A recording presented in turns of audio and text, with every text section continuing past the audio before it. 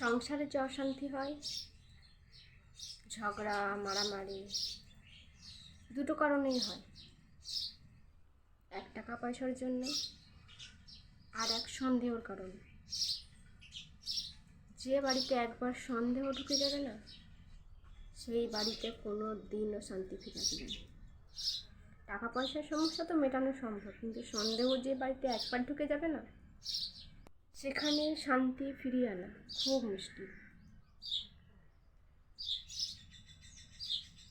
ওটার কোনো ওষুধ নেই।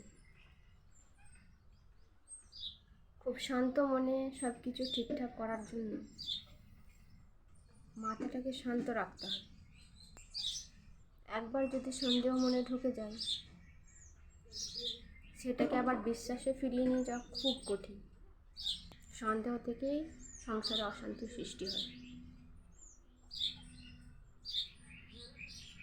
যদি কখনো সংসারে এরকম সমস্যা হয় যে সংসারে সন্দেহ নিয়ে কোনো সমস্যা হয়, তাহলে অবশ্যই বাড়ির প্রত্যেকটা মানুষের সাথে বসে একটা ডিসকাস করা দরকার, আলোচনা করা দরকার, আসলে যে কোথা থেকে কী হচ্ছে।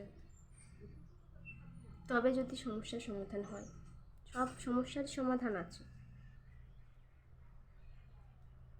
যদি চিন্তাধারা ঠিক থাকে। যে কোনো সমস্যার ক্ষেত্রে আলোচনাটা মাস্ট। আলোচনা করলেই সব কিছু সমাধান মেলে। কেউ কাউকে নিয়ে সন্দেহ করছে, সেটা ডিরেক্টলি জিজ্ঞেস করো, তুমি এটা করছো, তুমি এটা কেন করছো। এবং সত্যিই যদি সে এরকম কিছু করে থাকে, তাকে বোঝাও, তাকে বারবার বোঝাও। কেউ যদি খারাপ পথে যায়, তাহলে তার মাইন্ড কাজ করে না কোনটা ভালো কোনটা খারাপ। তাকে ঠিক পথটা দেখিয়ে দেওয়ার জন্য একটা সঠিক মানুষেরও তার জীবনে প্রয়োজন।